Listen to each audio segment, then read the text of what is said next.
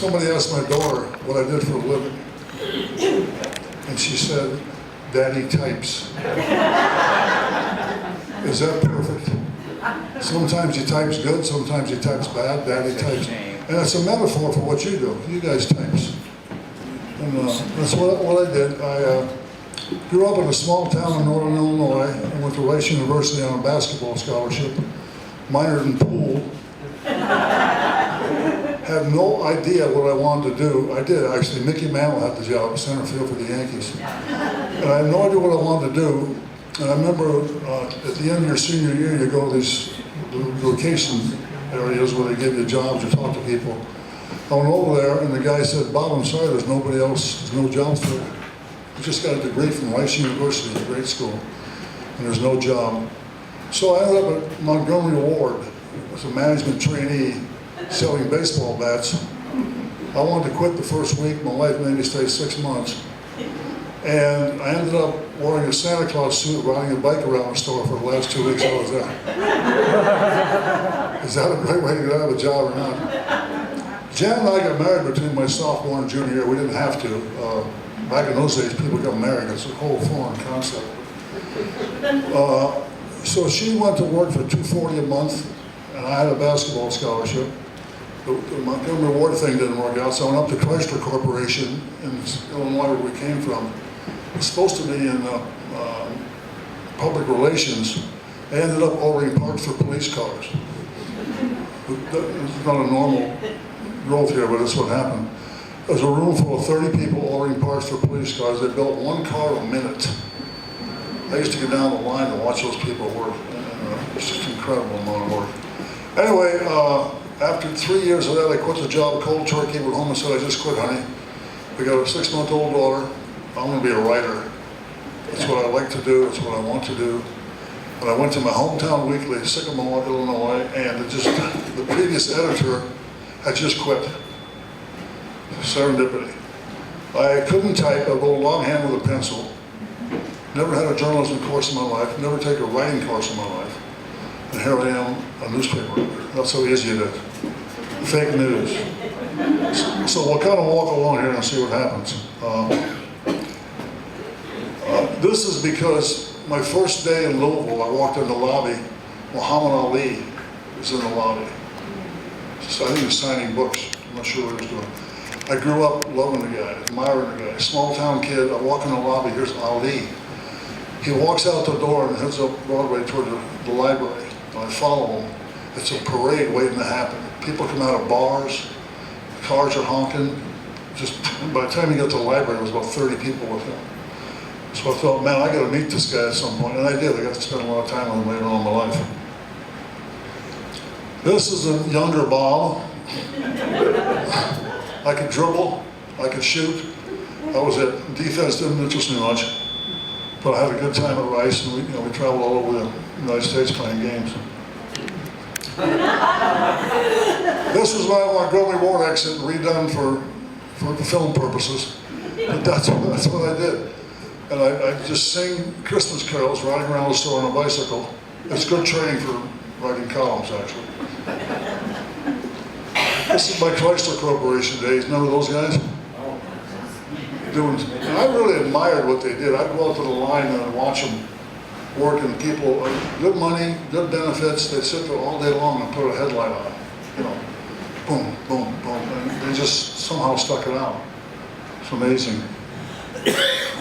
That's the staff at the Sycamore Sun Tribune. Dave Ross, my first boss. That's a typewriter, remember those? And a Box 120 camera. And an anxious guy with hair. That was my journalism in Sycamore. The hell with it. Huh? We're up all night on that one. But that got me, once I started writing columns, it was just a whole different world for me. I just loved doing it. I felt like I was supposed to be doing that, and I think I was. I went to Rockford, Illinois. That's the Rockford Morning Star News Tower along the Rock River, go figure. And I was there for 5 years. The first week on the job, I was on the police beat. That was the old-fashioned way they started reporters back in the day. You were a cop reporter for a year. You saw a lot of interesting dead people. But my first week on the job, there was a robbery in a mom and pop grocery store. And I'd never covered a robbery before. And I went in the store after the cops left and said, "Hi, I'm Bob Hill with the Rockford Morning Star." And she went in the back room and got something and come back, and she put 35 cents in mine. She thought it was a paper boy.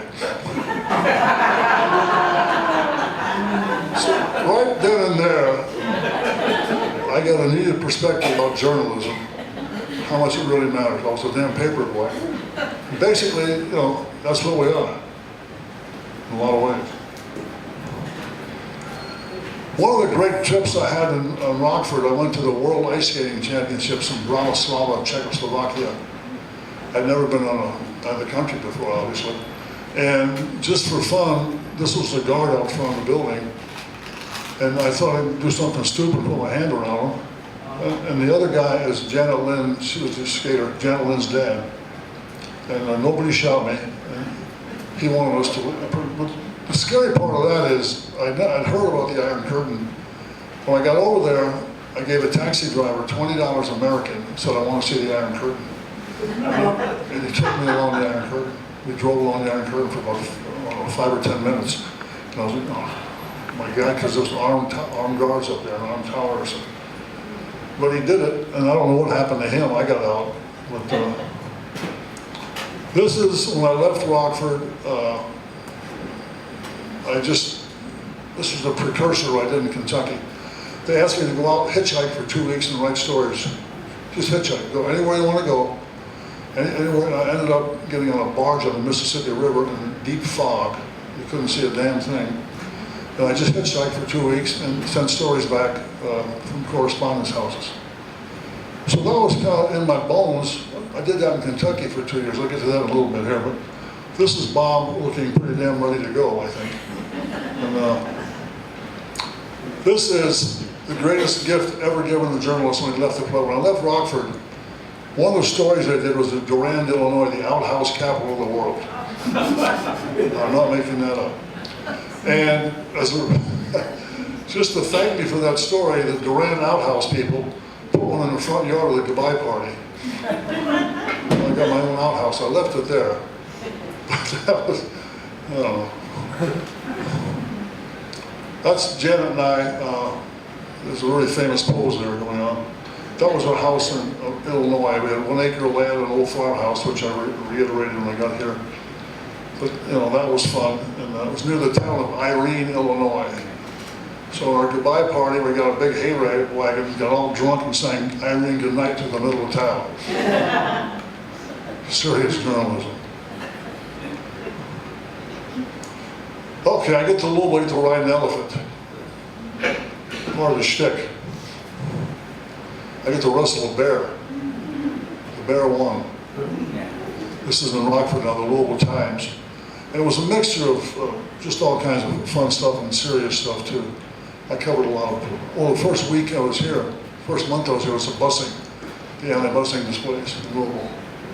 And I got to go out every night and just get among those people. I got punched at one of the rallies and the guy took off running, so I lived to tell about it, both of us. This is when I left the Louisville Times. There was the Courier was the paper, the Louisville Times was the underdog. We took that very seriously, a very close-knit group. So when I dared to leave the Times to go to the Courier, they pied me. This is what I like to do. This is what I did with the Courier-Journal. I go out and just talk to people. This was at a cemetery. The guy was a historian in a cemetery. And I went out and interviewed him what it was like and why they did it. And that's kind of what you guys do. History. This was really fun. I get in the truck Monday morning, take off, I drive, and just drive in wider circles. And I saw this guy plowing behind a pair of mules. And they're all named Kate and Bess. Every mule you ever met was named Kate and Bess. They didn't have to be. It's a mule thing. So I said, hey, I'd like to try that. Sure. So I parked my truck, walked over and started plowing behind mules. I got paid for this. Not much, but I got paid for this. So this is what I like to do. It's always what I like to do. A lot of that's in the book. This is a guy named Possum Gleason, and he told a wonderful story of he and his wife eloped at like 15 and 16. They had crossed the river in a boat to Indiana and got married. His job was a cemetery salesman. And he was a full-service operation. He would erect them, put them up, sell them to and erect them. He was the guy. He did it for his wife. And it was a wonderful quote. I said, your wife, was it hard to do? He said, no, I did the same as the rest. Direct quote on what he did. Just a work ethic, something like that. I did the same as the rest. This was in eastern Kentucky. It was a taxi service that had the phone on a tree. And they'd sit there on their back porch and wait for the phone to ring. And they'd answer it, and they'd go pick somebody up for like 50 cents or $1. And they told a couple of funny stories. I didn't believe them, but they were funny stories. The funniest was that there was a bank robbery, I don't know, over in Ohio somewhere. And these two guys came in, they wanted a ride. He gave them a ride, and then he gave them a ride. And when he got back, he said they were the bank robbers. The other funny story was he took a woman way out in the boonies, and they warned him she didn't have any money. The family did, and he went anyway. And he got there. He said he moved and lived with the family for 3 days till the check came in. Then he got paid and he came back. Claudius Greenwade. I'm going to read this thing. This is. I think about this guy all the time. I'll read this to you. He was a guy out in Trick County, 94 years old, son of a slave. I forget exactly how I found him, but he could easily, his words, you'll hear him. This is what I love to do, just go listen and put it in the paper. Roaring Spring, Kentucky. The woods are so thick, the rugged road so steep, and the journey so difficult that Claudius Greenwade rarely visits his parents' graves anymore. His parents were slaves, buried in one of hundreds of desolate, forgotten cemeteries of rural Kentucky. Their graves are marked with plain gray stones. They lived, raised a family, and died, leaving no pictures, no mementos. Their children can touch or feel nothing. I was mighty young when my daddy died, Greenwade said. I never did get to learn the flavor of him. Greenwade is 94. His surname is that of a man who owned his father. His surname is that of a man who owned his father. He lives on his 50-acre farm in southern Trick County, barely 2 miles from where he was born. He splits his time between a small heated trailer and an old gray crumbling house with buckled floors, warped walls, and a patched roof. My house got old, he said. He is the last of his family. He outlived 3 wives and 1 son. There may be a brother somewhere, but Greenwade isn't sure. A nephew farms the 50 acres. Greenwade still tends a garden, a backyard patch of corn, tomatoes, and melons.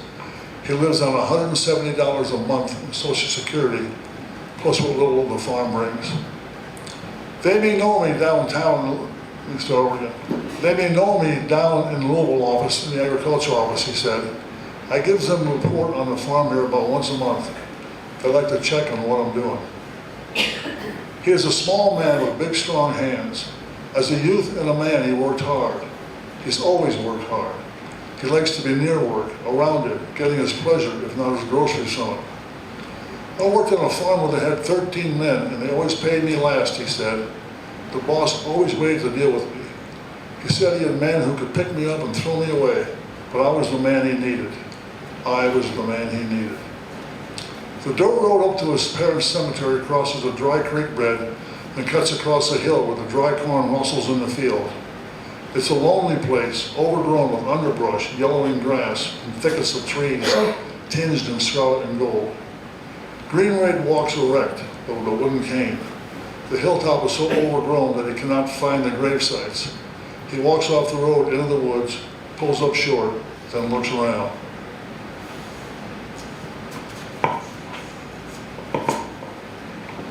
My daddy had mighty modest white people that was over him, he said. My daddy had mighty, modest white people that was over him. The cemetery is found further up the hill and around the curve. Only one or two of the graves are marked. The rest are just rocks, placed in even rows, most of them nearly buried in ferns, honeysuckle, and scrubby cedar trees. Unless you knew exactly where to look, the graves could never be seen from the road. Greenway climbed through a deep gash at the edge of the road, crossed a rusty fence, and began searching. My mother made us children go to grammar school, he said. Then we tried to teach her the ABCs. She worked for people in town, and they was always paying her in change. She hated that. She'd rush home to the children so he could count it for her. He walked past the stones, searching for his parents, but he could not tell one from the other. I got uncles and aunts in here too, he said. I dug the graves for one of them. We had to dig our own graves in those days.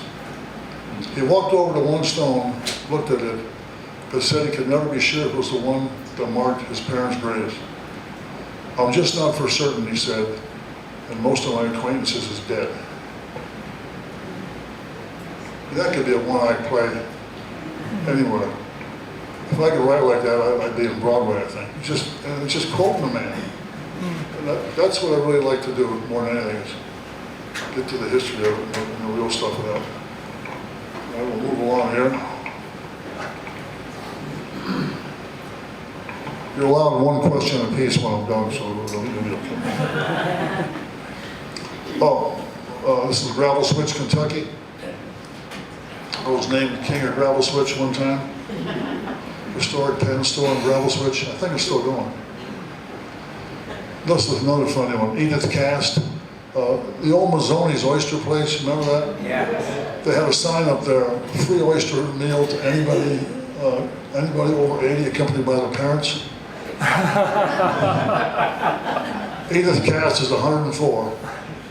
Her son's 83. They got their free oyster meal.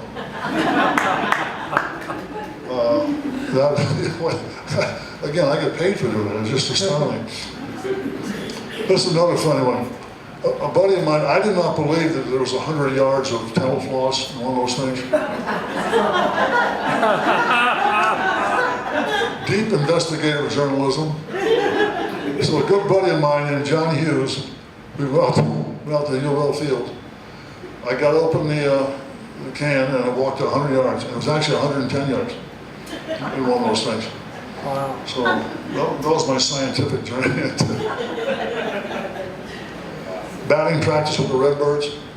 It's the nearest I came to Mickey Mantle. I hit one ball, bounced off the right field wall. I can still see it. Again, this is a story I did in the Kentucky River. Pam Spaulding was a photographer. She's a fabulous photographer.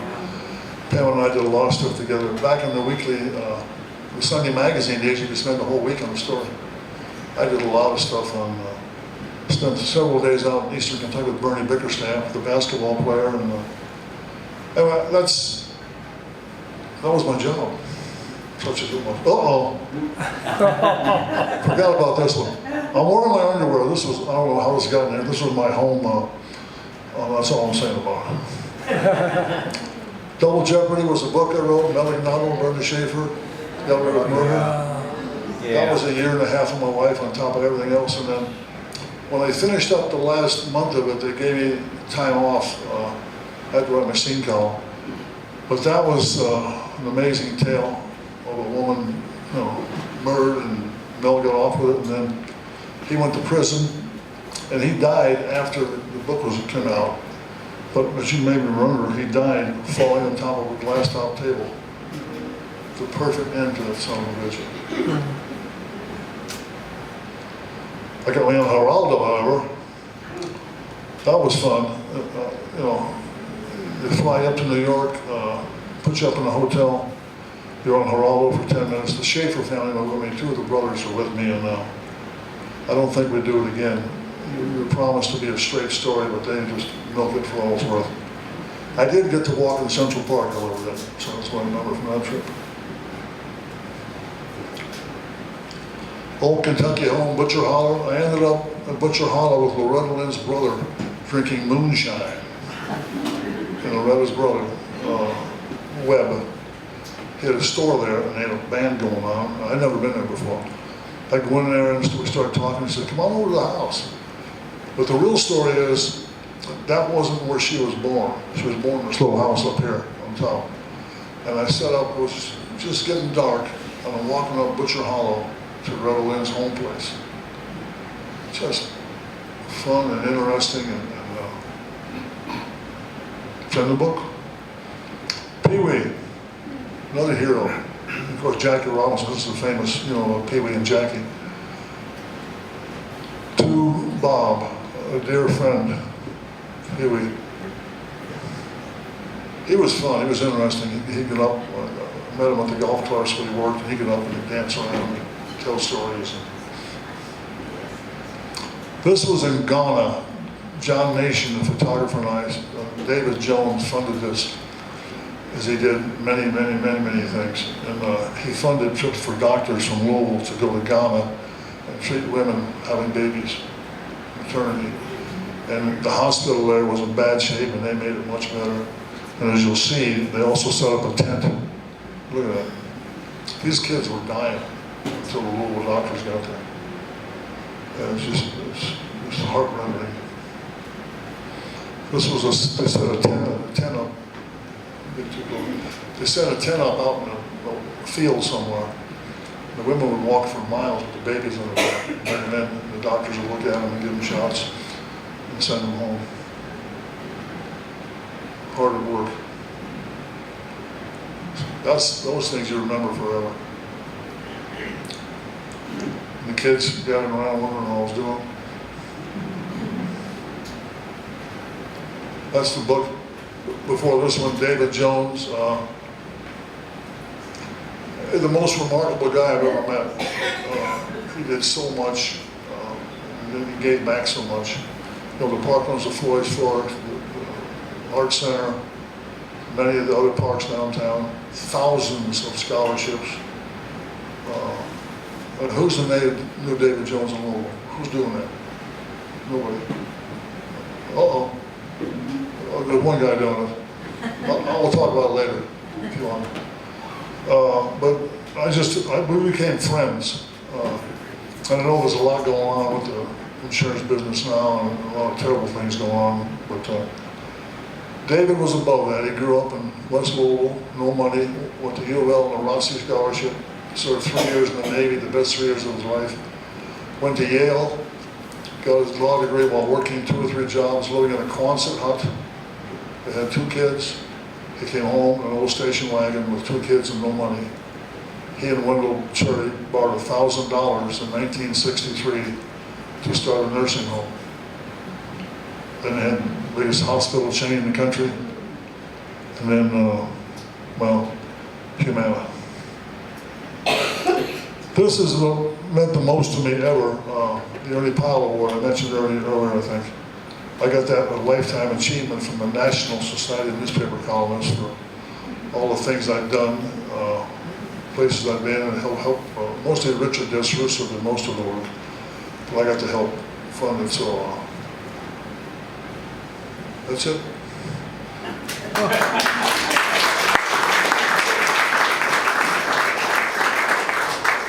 I don't know if that was more or less than what you expected, but if you have any questions, I'll take them. And we got books out here to sign too afterwards. So. Yeah, any questions? Yeah, Gary? Yeah, I had this man back here first. I mentioned who's the new David Jones. I worked with him at Humana in the late 90s and around early 2000s. Okay. Fine man. Yeah, that says it all. And he gave back hundreds of millions of dollars. He didn't want his name on anything. I get my David Jones around here. There's not a thing in Louisville named for David Jones. There's a poster, yeah. Nothing. He said you don't play in public. His wife was the same way. He'll be forgotten because there's no name recognition. Anyway, any other questions? Yes? Not much mentioned about it either then or now, but Brenda Sue Schaefer's brother was murdered. Yeah, thank you, yeah. Yeah, he was a police officer, he was murdered, and then Brenda was murdered. It's in the book. And, I don't want to get into that. There's some guy want me to, there's a possibility of writing something else, but I don't know what's going to happen. Anything else? Any other questions? U of L's not on until 6, so we're good. Who wants to watch that anyway? But anyways, Bob will be in the next room signing copies of his book. And, Yeah, Drew in the please. back. How was your years working with the Bingham family? Oh, it was incredible. That was the good old days for most of us. I came here in '75. I worked for a weekly and then the Rockford newspapers. And it wasn't much, it was good people, but we didn't have the ethics that the Binghams had. You weren't allowed to take a lunch from anybody. And they stuck to this very carefully about that kind of stuff. I've never been around so many talented people in my life. The photo staff, the photographers, the bureaus in Eastern Kentucky, Western Kentucky, Central Kentucky, Indiana, Washington. It was just grand. It was one of the best papers in the country, no doubt about it. And that kind of got away, but between Barry and Sally and then whatever the fight was on when they sold the company. But the big picture is, for newspapers in general, I think they're going to be gone as newspapers in about 20 years. Nobody reads them. Under 80, 50. Under 50. My pension's in there. I read them all the time. But it's and people complain about the Courier, and there's really, really, really good people there. There's not enough of them. It's a different world. I wish they could have had what we had. What concerns you today about journalism? Well, what we just witnessed in the last election, I think, for lack of a better phrase, the right-wing papers are pushing the old school papers out of the way. I think that's what a lot of people are getting their information, not from like the Courier-Journal, but from other sources. The alternative facts. What the hell is that? Don't get me going on this. I'm really kind of pessimistic that we're going to have to live through a really tough time here before we can turn it out again. I'd like to be wrong. Yeah, well, you're just scratching your nose, huh? Well, anyways, thank you very much, Bob. Yeah. And you'll be over in the next room signing copies. Thank you very much.